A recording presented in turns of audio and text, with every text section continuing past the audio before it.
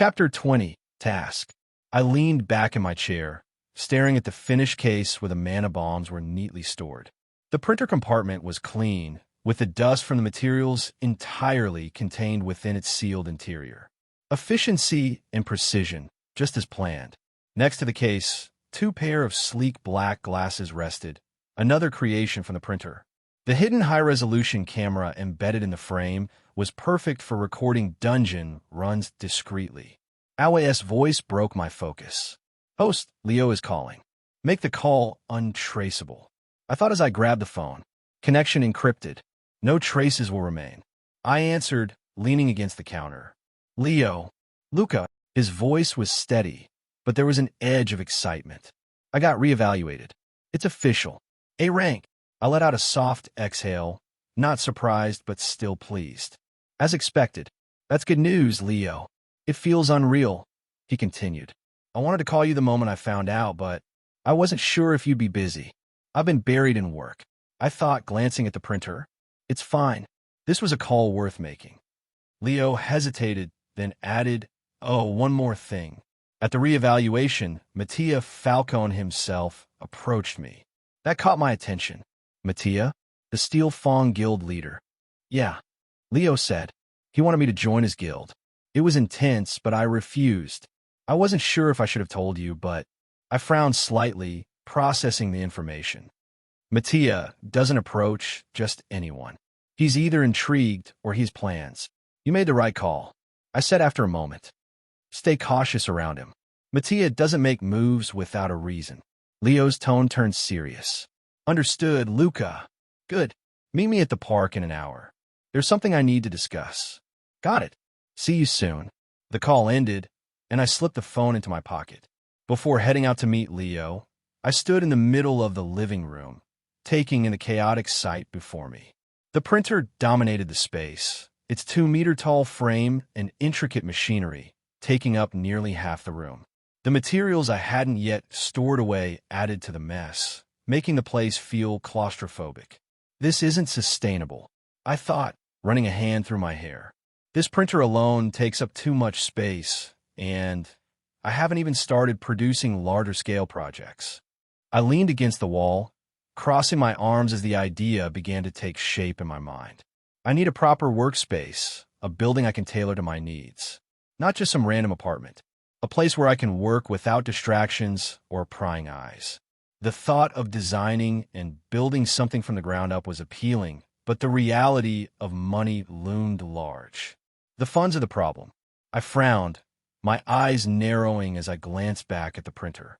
It was a marvel of efficiency, capable of creating high-quality products with minimal resources. This machine is the key. I thought, my focus sharpening. If Leo can bring me the materials, I can print whatever I need. Sell a few innovative items, and the money will start rolling in. I straightened, a sense of determination settling over me. First, I need to secure the materials, and that's where Leo came in. If he could provide me with a steady supply of mana crystals, essence stones, and other dungeon spoils, I could make this plan a reality. All I have to do now is set things in motion. With that thought, I grabbed the case of bombs and the glasses I printed for Leo, slipping them into my bag. It was time to meet him and start building the foundation for what would come next. I arrived at the park first, the sun casting long shadows across the pavement. The area was quiet, save for the occasional jogger or cyclist passing by. I adjusted the glasses on my face, ensuring they sat comfortably. Before long, Leo appeared, his confident stride and upright posture matching the demeanor of a newly reawakened A-rank hunter. He spotted me and nodded, walking over. "Luca," he greeted, his tone respectful but calm. "Leo." I motioned for him to sit on the bench across from me. As he settled in, I leaned forward slightly. "Let's get straight to it. My name isn't Luca. My real name is Adam." Leo blinked, his usually composed expression cracking slightly as his eyes widened in shock. "What? Adam?" I repeated, watching his reaction closely. "That's my real name." Leo leaned back, processing the revelation. "I didn't expect that. Why tell me now?" "Because I need you to handle something important for me," I said. "You've proven yourself capable. That's why I'm trusting you with this." Leo nodded slowly, his surprise giving way to focus. What do you need? I reached into my bag and pulled out the glasses, handing them to him. These. Wear them when you clear dungeons. They'll record everything you see, allowing me to analyze the footage later. Leo turned the glasses over in his hand, examining them in wonder. High tech. These are impressive. They're functional, not flashy. Keep it that way. I said, your task is to focus on clearing gates up to B rank for now. Those are easier to access and safer for someone getting used to their new strength. Leo frowned slightly. But I'll need permission from the Hunter Association. Then get it. I lean back. You're A rank now. That kind of access won't be hard to secure. Leo nodded, slipping the glasses into his pocket. And what do you want me to collect? Mana crystals and essence stones. Gather as much as you can, especially from bosses. The more, the better. I met his gaze. If you do a good job, I'll make you a weapon worthy of your rank. Leo's eyes lit up, his usual calm composure breaking for a moment. A sword? I smirked faintly. If that's what you want. He nodded eagerly, standing. Understood. I won't let you down, Adam. I'll hold you to that. I said, standing as well. Now go. You got work to do. Leo gave me one last nod before turning and heading off, his steps purposeful.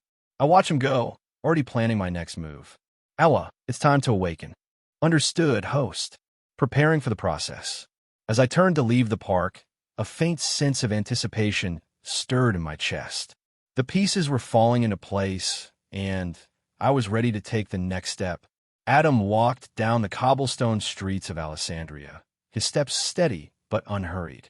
The bustle of the city played in the background, from vendors calling out to passers-by to the hum of mana-powered vehicles zipping along the narrow roads. His mind was alive with plans, but his face remained neutral, calm as always. Ahead, he spotted a small cafe nestled between two older buildings. The sign above the door was simple, hand-painted, and a faint aroma of fresh coffee and baked goods wafted out as he stepped inside. The warm, cozy interior was inviting, with wooden tables and cushioned chairs scattered neatly. Adam walked to a corner table, his movements deliberate as he took a seat. A waitress approached almost immediately, her notepad in hand and a friendly, "What can I get for you, sir?" she asked. "Just a glass of milk, please," Adam said, his voice even but polite. The waitress gave a small nod, clearly used to the occasional odd order. Coming right up. As she walked away, Adam leaned back in his chair, folding his arms across his chest as he directed his thoughts inward. Chapter 21, Data. Awa, he called silently. Pull up the AR holograms. I want all the data you've collected so far, especially anything I haven't assimilated yet. Understood, host. Awa's voice responded, calm and efficient. Within seconds, a series of holographic projections appeared before his eyes, invisible to anyone else. The data flowed like a river of light, each hologram displaying intricate details. Adam scanned them methodically, his mind absorbing the information. Data summary. 1. E and D rank essence stones. Awa displayed detailed scans of both ranks, highlighting their structure, mana density, and potential applications. E-rank stones contained chaotic, low-grade energy, ideal for small-scale experiments or tools. D-rank stones showed a marked improvement in stability and power, their energy output significantly higher and more refined. 2. Hunter scans. Every hunter Adam had encountered was represented with a full-body scan, overlaid with detailed genetic and physiological data. Angela's post-reawakening stats showcased enhanced muscle density and mana flow efficiency, explaining her increased strength and agility. Marco and the others showed more modest improvements, but were still leagues ahead of their original capabilities. Leo's scan was particularly detailed, showcasing his A-rank physiology. His remaining arm was a marvel of adaptation, with muscle fibers infused with mana pathways that compensated for his missing limb. His core strength had increased exponentially, and his mana channels were wider and more efficient than any other hunters in record. Adam's brow furrowed slightly as he took in the data. His memories from his past life about the solo leveling universe were helpful, but they were vague, built more on the general lore of hunters rather than the specifics. The author had laid the groundwork, but there were gaps, critical ones, about how awakened bodies truly worked. For instance, the idea that hunters didn't grow stronger without a second awakening had been broadly stated, but not deeply explained. The Nano Machines, however, were filling in those gaps with unprecedented precision. Host, Awa interjected. The reawakening process was made possible because the Nano Machines were able to rewire and optimize the hunter's mana pathways at a level beyond current magical or scientific understanding. This process is not replicable without my system. Adam's thoughts sharpened. So, without you, a second awakening remains a freak occurrence. But with you, it becomes an inevitability. Correct. He let out a slow breath, his gaze lingering on Leo's genetic profile. Awa highlighted the intricate network of mana pathways within Leo's body, overlaying it with his muscular and skeletal structure. The level of adaptation and optimization was staggering. Awa, initiate the information transfer. Adam directed, leaning forward slightly. Initiating transfer. Brace for cognitive synchronization. The flood of information was instant, an overwhelming wave of data and understanding pouring into his mind. Adam's vision blurred slightly as his neural pathways synced with Awa's, the holograms vanishing as the knowledge embedded itself into his consciousness. Within seconds, he understood everything perfectly. He had already studied human and awakened anatomy before, using publicly available information on the web. But this was on a level so far beyond modern technology and magic that it made his previous understanding seem rudimentary. Every detail was precise, from the exact way mana flowed through a hunter's veins to the microscopic adaptations that occurred during awakening. He saw how their cells absorbed and channeled energy, how their bodies instinctively optimized for survival. It was humbling and shocking. Adam sat back, his mind racing as he processed it all, the waitress placing a glass of milk on the table unnoticed. He lifted the glass of milk to his lips, taking a slow sip as he stared out the cafe window. The creamy taste did little to distract him from the storm of thoughts in his mind. In most fantasy worlds, mana was often described as flowing into a central core, a crystallized well of energy within a person. But here it was different. Hunters didn't have a core. Their bodies were the vessel, every cell acting as a microconductor for mana. This unique adaptation explained their extraordinary physical abilities and why their strength increased with their rank. The higher the rank, the denser the mana.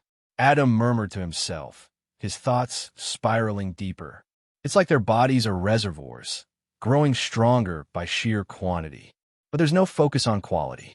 He took another sip, his gaze sharpening. It wasn't just about quantity for him. If density was what separated the ranks, then what truly elevated strength must lie in refining mana itself, purity over volume. Adam leaned forward, resting his elbows on the table as his mind formulated a plan. If a hunter's strength was tied to their cells absorbing and holding mana, it stood to reason that this process could be optimized, evolved even. Awa. Adam spoke internally, his thoughts sharp with purpose. Can you analyze my biology and determine if it's possible to completely re-engineer my body to not just hold mana, but refine it through deliberate training, willpower, and purification? Awa's voice was calm as ever, analyzing. Seconds stretched into what felt like minutes as Adam's heart raced. Finally, she responded.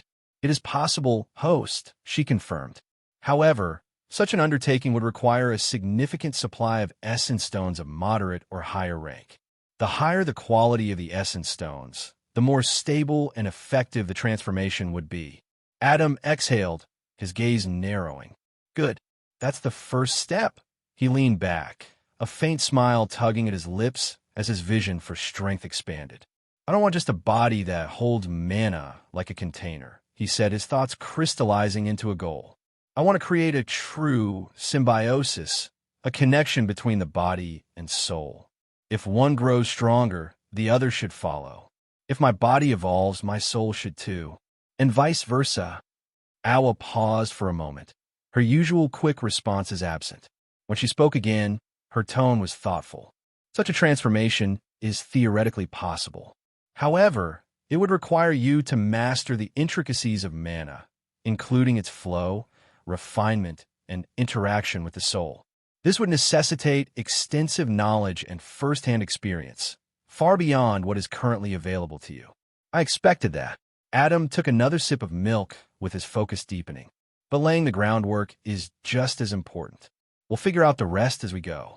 Adam's fingers tapped against the table as his thoughts pivoted. I don't just want this transformation for myself.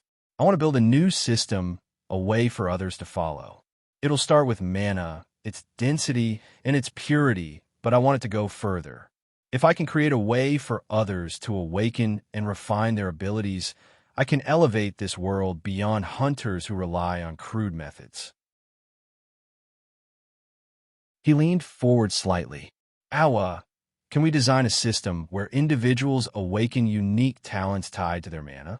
Something shaped by their deepest desires and life experiences, with mana itself as the cornerstone. Awa's silence stretched longer this time, her processing evident. Adam waited, knowing this wasn't a question that could be answered lightly. When she finally spoke, her tone was measured. Such a system is possible in theory, host. However, there are limitations. Natural talent is often restricted by the individual's potential at the moment of awakening. For such a system to function, you would need a way to guide their mana and desires into shaping their abilities. Additionally, creating a system tied to such a process would require you to understand mana at a level beyond even what I can currently access. Adam nodded, his thoughts quick and deliberate. That's fine. We start small. The task is figuring out how to awaken someone with the ability to refine and grow their mana indefinitely, without being tied to traditional hunter constraints. He paused, then added, and when someone awakens, I want you to be their guide. Not as an entity, but as a voice, a mother voice. You'll inform them of their abilities and current state, and nothing more. No interference beyond that. Awa was silent for longer than usual. Adam could almost picture her processing the enormity of his request, sifting through possibilities and limitations. Finally, she responded, her voice carrying a rare hint of intrigue. Host, this system you envision is ambitious. To create it, you would need to fundamentally rewrite not just your biology, but the way mana interacts with others. It is a monumental task, but not impossible. To succeed, you must achieve mastery over mana and build the knowledge necessary to manipulate it on a universal scale. Adam smiled faintly, finishing the last sip of his milk. You already said that, but that's fine, Awa. We'll take it one step at a time. The waitress came by to clear his glass, and Adam stood, adjusting his coat as he prepared to leave. The foundation of his vision was set, but the road ahead was long. He glanced at the sky, his eyes reflecting a quiet determination. Let's get to work. Chapter 22, Awakening. Adam returned home, the late afternoon light filtering through his apartment's blinds, casting faint lines across the chaotic space. He adjusted the black glasses on his face, their sleek design fitting comfortably. His eyes scanned the room, now crowded with materials and the towering presence of the mana printer. The clutter didn't bother him. It was a sign of progress. But the space was running out. He moved toward the printer, the faint hum of its idle systems greeting him. Reaching into a small, reinforced container, he pulled out the D-rank goblin boss's bones. They were splintered and charred, remnants salvaged from the devastating mana bomb explosion. Gripping the bones, Adam tossed them into the printer's compartment with precision. Awa, begin forging the next weapon. I want a spear. Use the goblin bones as the base material. Understood, host. Awa replied, her voice steady. D-rank bones detected. Limited quantity. Initiating enhancement with mana cubes and alloy composites to stabilize the structure. The printer roared to life, its inner mechanisms whirring with precision. Streams of mana flowed from the internal cubes, combining with the pulverized bones and carefully refined metals Awa had designed. The mixture gleamed faintly, an ethereal blue light seeping from the seams as the spear began to take shape. Satisfied that the process wouldn't take long, Adam turned his attention to the D-rank essence stone resting on his desk. Its pulsing white glow seemed to beckon him, its mana almost tangible. He grabbed it, the warmth of the stone spreading through his palm as he walked toward his bed. Lying down, he held the stone above him, its light illuminating his calm expression. "Oh, it's time. Begin the process." "Understood." Engaging nano machine absorption protocols. Preparing to awaken host. Adam exhaled, his body relaxing as his thoughts drifted. "I have a general outline of what I want my power system to become, but I need strength and knowledge first. For now, I'll follow the standard hunter system until we're ready." With that final thought, he let the stone's glow pull him into sleep as Awa activated the nano machines. As Adam fell unconscious, the nano machines surged to life within him, obeying Awa's directives. The D-rank essence stone dissolved in his hand, its bright glow fading as its energy was drawn into his body. Tiny streams of mana flowed through his veins, carried by the nano machines, which began a total reconstruction of his biology. At the cellular level, his body underwent rapid transformation. Each cell, originally unremarkable, was infused with mana, its structure shifting to hold and channel the energy efficiently. Muscles tightened and became denser, their fibers intertwining with mana-conductive pathways. His bones hardened, their density increasing exponentially, reinforced to withstand both physical and magical strain. Tissues, organs, and even his nervous system adapted to the influx of power. His heart beat steadily but powerfully, pumping mana through his body as naturally as it did blood. The nanomachines ensured that no mana was wasted, guiding the energy to optimize his entire foundation. Host cells have begun producing mana at F-rank peak density, Awa noted internally. However, the quality is significantly enhanced due to the D-rank essence stone. Mana purity exceeds standard parameters. Despite his body's physical changes, Awa directed her efforts toward his foundational strength. Following Adam's conscious and unconscious desires, the nanomachines prioritized balance and stability over raw power. His body became a vessel built for refinement, capable of holding pure, dense mana without faltering. As the last remnants of the essence stone's energy were absorbed, Adam's transformation slowed. The once dim glow of his body now radiated faintly, a sign of his newly awakened state. His breathing was steady, his form completely still, but within he had taken the first step towards something far beyond the limits of a typical hunter. Adam woke up feeling a deep sense of relaxation, as if every fiber of his being had been rejuvenated. He stretched lightly, a faint smile crossing his lips as he sat up and swung his legs over the side of the bed. The faint morning light filtered through the curtains, casting soft rays over the room. He got up and casually walked toward the bathroom, his body moving with effortless grace. Halfway there, he noticed something peculiar. No sound accompanied his steps. He stopped, his brow furrowing slightly. As soon as he consciously thought about it, he realized that his movements had become instinctively silent, like breathing. Interesting, Adam thought, testing it out. He took another step, this time with intent, and the faint sound of his footfall echoed softly in the quiet apartment. He took another step, relaxing his focus, and the silence returned. A faint smile tugged at his lips as he breathed deeply, letting the mana flow through his veins. It was like a warm, second nature coursing through every cell of his body with perfect efficiency. Then he vanished. The air in the room shifted as Adam's figure blurred, reappearing and disappearing almost instantly. Around the apartment, faint afterimages lingered, frozen in time like ghostly snapshots of his movements. He moved with such speed that the air vibrated faintly, a quiet hum resonating from the force. Before long, he reappeared in the bathroom, standing still as if he hadn't just torn through the apartment at speeds far exceeding the D-rank goblin boss he had faced. His smile widened slightly as he looked at himself in the mirror. Raising his hand, a faint glow of light yellow mana surrounded his palm, emitting a warm, comforting feeling. Healing, he thought, letting the energy dissipate before clenching his fist. The air around him vibrated faintly from the sheer strength of the motion. His mind drifted to the hunter's class system, combat and non-combat classes. Among them were the 6 specific types: fighters, mages, assassins, tankers, rangers, and healers, each with its strengths and roles, specialized and confined by their awakening. But Adam? He felt different. His foundation, painstakingly built with AWE's guidance and his own desires, had resulted in a body that didn't lean into one class but encompassed aspects of all. A jack of all trades, but master of none. Adam muttered to himself before nodding.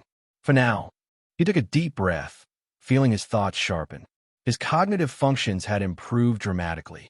His mind moved faster, more precise, dissecting and refining plans almost reflexively. In the back of his mind, he was already outlining ways to improve the mana printer, optimize the mana bombs, and streamline his path forward. He leaned closer to the mirror, studying his reflection.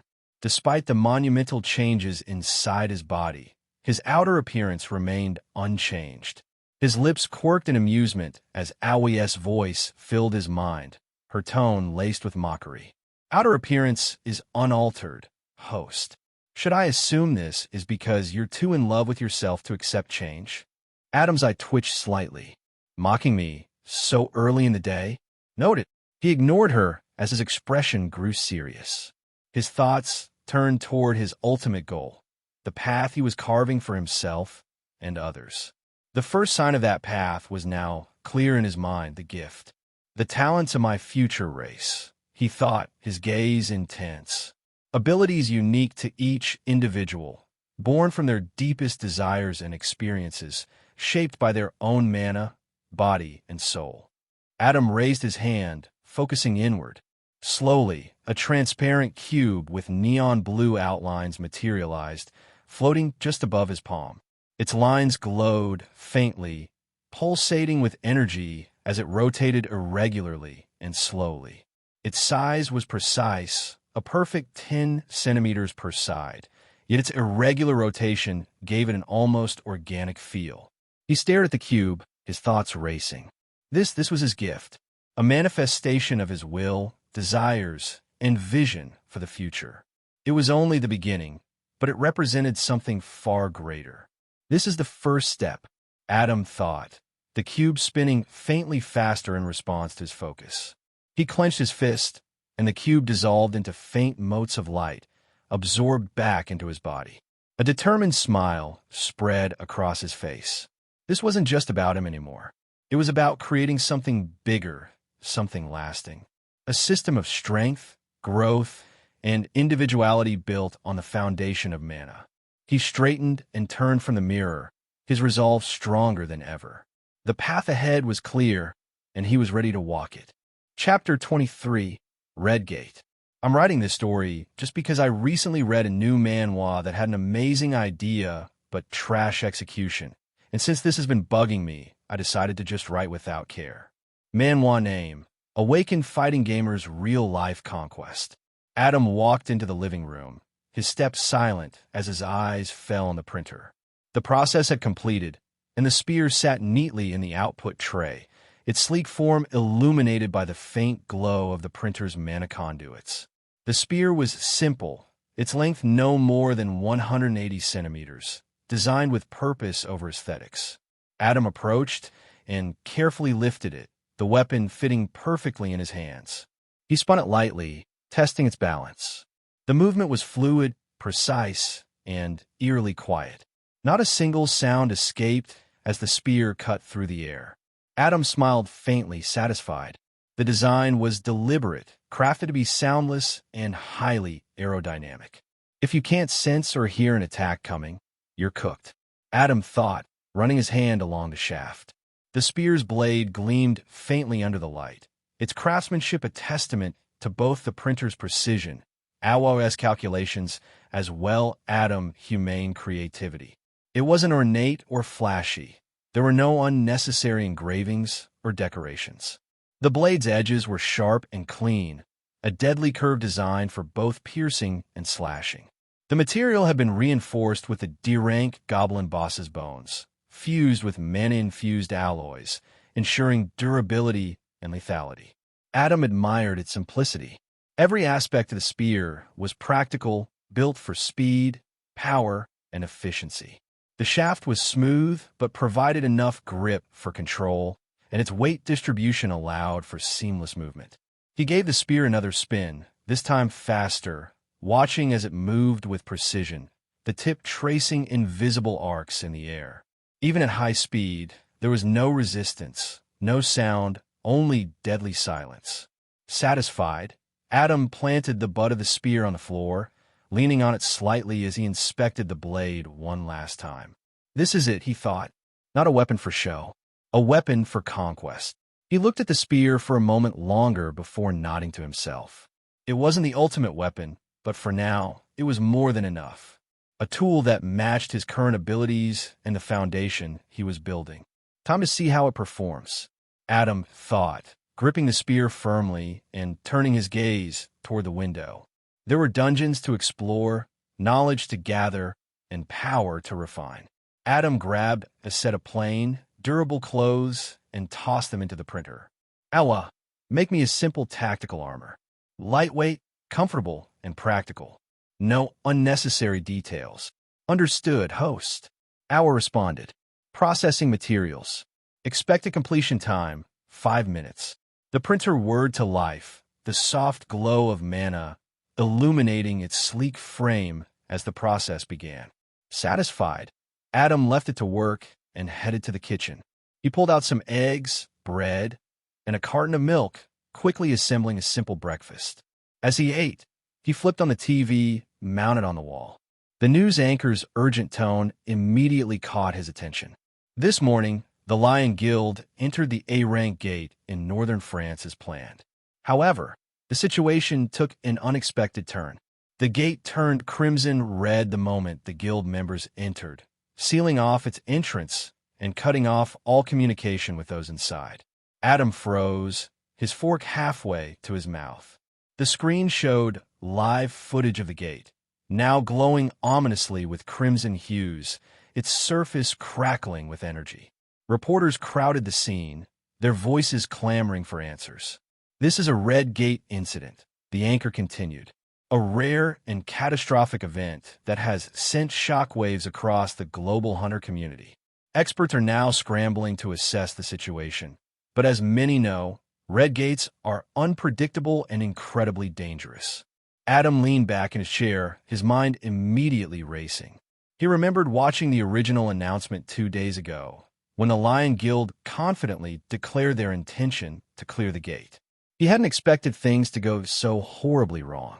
He frowned, recalling everything he knew about these rare phenomena. A red gate. He thought, his brow furrowing.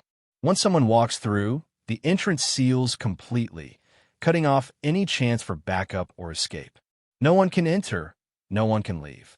The conditions for reopening were brutal, unforgiving. The gate only opens if the boss is defeated, every hunter inside is killed, or the dungeon breaks and monsters pour out into the world. There's no middle ground. His eyes shifted to the TV, where live footage of the ominous crimson glow filled the screen. The lowest difficulty for a red gate is B rank, but it could be much worse. If they don't have enough A-rank hunters, the odds are stacked against them. He rubbed his chin, his thoughts growing darker. And the environment, that's what makes these gates so much worse. It's not just the monsters. It could be a scorching desert, freezing tundra, or something else entirely. If the hunters don't die to monsters, frostbite, heatstroke, or starvation will finish the job. Adam's gaze turned toward the window, watching the faint breeze sway the leaves outside. He sighed. Time dilation only makes it worse. 1 day inside equals an hour outside. They could spend weeks or even months trapped, fighting and struggling while the world barely moves on without them. The unpredictability of red gates gnawed at him. No way to detect them beforehand. No way to measure their mana levels once they seal. They look like ordinary blue gates until it's too late. There's no preparation for something like this. It's pure chaos. Adam tapped the table, his thoughts racing. Even for an elite guild like the Lion Guild, this isn't something you walk into and expect to survive easily. Adam sighed, placing his fork down. The situation was grim, but his mind quickly turned to the potential opportunity. Red gates were infamous, not just for their lethality, but for the knowledge they held. The monsters inside were stronger, the mana more chaotic, and the rewards far greater. This could be my chance to gather information and prevent unnecessary deaths. Adam thought, finishing his meal. He stood, his resolve hardening as he cleaned up his plate and walked toward the living room. The printer had completed its work, the tactical armor resting neatly on the output tray. Adam grabbed his phone from the counter and scrolled through his contacts. Pausing for a moment, he tapped on a number and brought the phone to his ear. The phone rang twice before Marie picked up, her voice sharp but laced with her usual smugness. "Adam, why are you calling me this early? Don't tell me you've fallen for my charm already." She laughed, an almost arrogant edge to her tone. Adam deadpanned, his voice flat. Not in the slightest. Her laughter stopped abruptly, and he could practically hear her rolling her eyes. "All right, fine. What's the reason for this call?" "I'm ready to take the awakening evaluation," Adam replied simply. The air on the other side of the call shifted immediately. Marie's tone became serious, all traces of humor vanishing. "You're not joking?" "I'm not," Adam said firmly. Marie let out a slow breath. "All right, meet me at the Hunter Association building. I'll make the arrangements." "Understood." Adam ended the call without another word, slipping the phone back into his pocket. He glanced back at the tactical armor resting in the printer's output tray, then at the spear leaning against the wall. Everything was falling into place. Time to take the second official step, Adam thought as he grabbed the armor and began preparing to leave. Chapter 24, C Rank. Adam made his way through the bustling streets of Alessandria, the towering spire of the Hunter Association building growing larger as he approached the city center. The structure stood out among the more traditional architecture of the area, sleek and modern, with reflective glass panels that gleamed under the sunlight. This branch was modest compared to the ones in bigger cities. It handled evaluations up to C rank, as the evaluation sphere here wasn't capable of reading higher levels. For anyone who believed their potential exceeded that, they had to head to larger hubs, much like Leo and the others had done. As Adam neared the entrance, he spotted Marie waiting at the doors. She was dressed casually in fitted jeans and a dark green jacket over a plain black t-shirt, a far cry from the uniform she'd worn during their first encounter. He glanced at her briefly, noting her athletic build and sharp features. Not bad looking, he admitted in his mind before quickly dismissing the thought. Marie caught his gaze and immediately crossed her arms with a frown. "My eyes are up here, you know." Adam ignored her entirely and walked past her toward the doors. "Rude," Marie called after him, rolling her eyes as she followed him inside. Once they were through the entrance, Adam turned to her. "Why aren't you wearing your Hunter Association uniform?" Marie raised an eyebrow, walking beside him. "Because it's my rest day.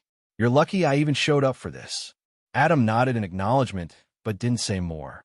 Marie led the way, guiding him through the building's polished halls to the waiting area. The waiting hall was modest but functional, with rows of chairs lined against the walls and a screen displaying the names of those called in for evaluation. People sat scattered around the room, some fidgeting nervously, others staring at the screen in anticipation. Adam sat down in one of the empty chairs, his gaze drifting toward the evaluation room's door. A man emerged, his head hung low and shoulders slumped. It was clear he hadn't received the results he'd hoped for. A moment later, an agent stepped out, clipboard in hand. "Adam Sr." Adam stood, his movements calm and deliberate, and followed the agent toward the testing room. Marie trailed behind him, her hands in her pockets. Inside, the room was plain, dominated by a single pedestal in the center. On top of it sat a small black sphere, its surface glossy and smooth, faintly reflecting the light above. Marie leaned casually against the wall, her eyes fixed on Adam. "Go on, let's see what you've got." The agent gestured to the sphere. "Please place your hand on the sphere. Relax and allow it to scan your mana. The process will take a few moments." Adam stepped forward, his expression curious, and placed his hand on the sphere. As soon as his palm made contact, he felt a faint pull, like the sphere was reaching out, searching for something within him. So this is how it works, Adam thought, letting the sphere probe his mana. He didn't resist, allowing it to connect to the flow of energy coursing through his veins. The sphere pulsed faintly, its surface glowing with soft light as it analyzed him. Adam could feel its attempts to measure the density and flow of his mana, but the quality of his mana far exceeded the norm. The sphere's glow intensified briefly before settling, and the agent looked at the results on their monitor. "C rank," they announced with a professional tone. Adam's eye twitched faintly. "C rank. Their machine is rudimentary at best, host." Awa chimed in, her tone dry. "I've already scanned its design. I could improve it 100-fold in functionality and precision." "Of course you could," Adam thought, exhaling quietly to keep his annoyance in check. The agent turned back to Adam with a smile. "Congratulations. That's an excellent starting point for a new hunter." Marie pushed off the wall, her expression betraying a mix of surprise and curiosity. "C rank, huh? Not bad for an evaluation."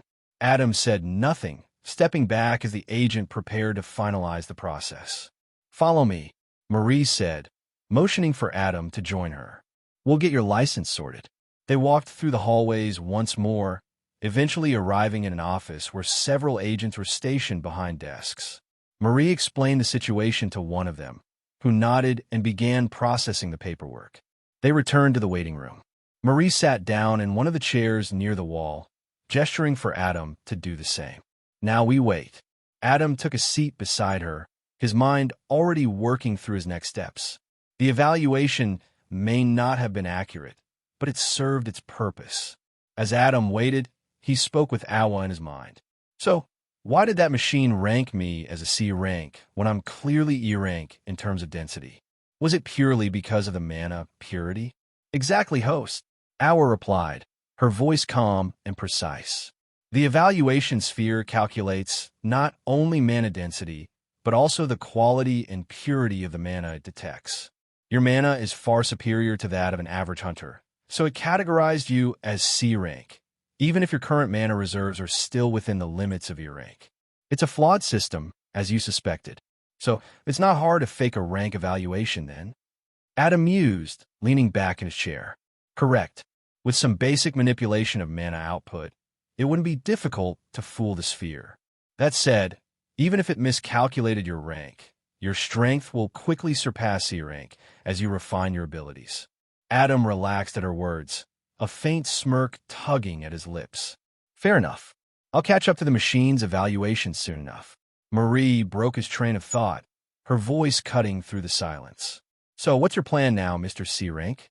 She leaned back in her chair, arms crossed, a hint of curiosity in her tone. "With that rank, you could live comfortably here in Alessandria, you know. Plenty of people would kill for the opportunity." Adam glanced at her, his expression calm. "I'm opening a business. I need money." Marie snorted, shaking her head. "Figures. Every hunter chases after money in the end. Whether it's clearing gates, selling loot, or signing up with a guild, it's all about the cash." Adam raised an eyebrow. "Aren't you the same?" Marie shook her head, a faint smile on her lips. "Nope. I was lucky enough to be born into a family that let me live comfortably. I don't need to chase after it." Adam nodded at her response, saying nothing more as the door opened. One of the agents approached, holding a small card. "Adam's son." The agent handed him the hunter's license, a sleek card bearing his name, photo, and rank. Marie stood, gesturing for Adam to follow as they left the waiting room. As they walked, she began explaining the basics of hunter life. "Now that you're licensed, here's what you need to know." Marie's tone was professional, though there was still a casual air to her words. This license grants you the authority to enter gates and dungeons. If the association summons you for a mission, you're obligated to respond. Ignoring 3 consecutive summons without a valid excuse, your license gets revoked. Adam nodded slightly. And if I'm unavailable for legitimate reasons? You'll need to provide proof, she said, glancing at him. They don't mess around with this stuff. She continued, ticking off points on her fingers. There are benefits too. Licensed hunters get access to health care, financial aid, and even a death insurance policy. If you die on the job, the payout goes to your family or whoever you name as a beneficiary. It's a pretty solid safety net, all things considered. Adam nodded slowly, absorbing the information. Practical, but I'll need to work around those restrictions. Marie glanced at him. You got all that? Or do you need me to repeat myself? I got it, Adam replied calmly. Good. She smirked faintly. Welcome to the Hunter world, rookie. Chapter 25, D-Rank Gate. I want to make some things clear. The power system Adam has talked with Awa. It's just an idea, and ideas can change. So until you don't see it in an official chapter, it will remain an idea. Because as I write, I change ideas or remain with them. As Adam slid his newly issued license into his wallet, he turned to Marie. What gates are nearby? Marie raised an eyebrow and pulled out her phone. You don't waste any time, huh? Here. She tapped her screen a few times before showing him an app. Download this. It's the Hunter Gate Network app. You'll find everything you need there, gate locations, squad listings, equipment shops, and more. Adam nodded and downloaded the app. He already knew it, but to not give suspicion, he asked since civilians aren't supposed to know it. Within seconds, a sleek interface loaded on his phone. He scrolled through the nearby gates section, his eyes narrowing as he searched for something suitable. After a minute, he spotted a promising portal, a D-Rank gate located in Spinetta. A chat was already forming for the gate, with a squad looking for 3 more members to fill their roster of 10. Perfect, Adam thought, selecting the gate and registering his interest in joining the squad. He wasted no time heading toward the building's exit. Marie followed, raising an eyebrow. You found one already? A D-Rank in Spinetta. Adam replied without looking up, his eyes still scanning the app. Marie smirked. You're really diving in head first, aren't you? Well, I've got something to take care of, so I'm not tagging along. Adam nodded without much thought. Do what you need to. She shook her head as she watched him walk away, scrolling through the app like a man on a mission. Rookie's got some guts, she muttered before turning to leave. Outside, Adam glanced at the app's map, noting the gate's location in Spinetta. The description said the gate was stable, and the squad forming seemed balanced with a mix of fighters, rangers, and a healer. He had 2 hours to get there. If I take the bus, it's 40 minutes. Adam thought, his brow furrowing slightly. I need a car. As he made his way to the bus stop, he continued exploring the app, landing on the shop section. His eyes scanned the listings, his expression growing increasingly unimpressed. E-rank sword for €1,000, he thought, his lips twitching. This is robbery. He scrolled further, seeing similarly overpriced weapons and armor from companies, private sellers, and even the Hunter Association itself. Everything was marked up to absurd levels, with even basic D-Rank equipment costing several €1,000. But as ridiculous as the prices were, a creepy smile spread across Adam's face. This market is wide open for someone like me. With my printer and tech, I can make a killing here. He could already imagine the possibilities. High-quality gear at reasonable prices, custom orders for specialized items, and innovations no one else could replicate. The thought of dominating the market filled him with quiet excitement. The bus pulled up, and Adam boarded, taking a seat near the back. As the city rolled by outside the window, his mind raced with ideas for both his upcoming gate run and the future of his business. Adam stepped off the bus, the cool breeze brushing against his face as he glanced around the familiar streets of Hia neighborhood. The bus stop wasn't far from his apartment, and he walked briskly, his mind already racing with preparations for the gate run. Once he reached his apartment, he unlocked the door and stepped inside. The faint hum of the printer greeted him, a sound he'd grown used to over the past few days. He headed straight for the printer, grabbed an old, worn-out bag from the corner of the room, and tossed it into the machine. Ella, make me a durable hunting bag. It needs compartments for the spear, mana bombs, and room for loot. Keep it lightweight but sturdy. Understood, host. Awa replied, her tone efficient. Beginning reconstruction. Estimated completion, 7 minutes. Adam turned his attention to the remaining metals and mana cubes neatly organized on the printer compartment. Awa, use these to forge a pair of twin daggers. Balanced for close combat, lightweight, and with enough mana conductivity to handle basic enhancements. Processing the design. Daggers will be completed alongside the hunting bag. With the printer whirring to life, Adam moved around the living room and grabbed the spear leaning against the wall. He spun it lightly in his hands, feeling the perfect weight and balance. It was a masterpiece of functionality, just as he'd intended. Satisfied, he placed the spear on the table and began gathering the mana bombs he had stored in a reinforced case. Each bomb hummed faintly with contained energy, a testament to their precision and lethality. This run will be straightforward, Adam thought, mentally reviewing his plans. But I'll need to stay cautious. It's my first official gate as a licensed hunter, and I can't afford unnecessary risks. The printer dinged softly, signaling its completion. Adam walked over to find a freshly made hunting bag resting in the output tray. It was sleek, with reinforced straps and compartments tailored to his specifications. A hidden sheath for the spear ran along the side, while smaller sections were designed to securely hold the bombs and other tools. He picked it up, inspecting the craftsmanship before nodding in approval. Perfect. The twin daggers emerged next, their sleek blades glinting faintly under the room's light. Each one was lightweight yet sturdy, the handles wrapped in a non-slip material for a firm grip. Adam tested their balance, spinning them expertly in his hands before sliding them into the custom sheaths built into the hunting bag. Everything fit perfectly, the bag resting comfortably on his shoulders when he tried it on. This will do nicely, he thought, his excitement growing as he made his final preparations. The gate awaited, and Adam was ready to take its resources.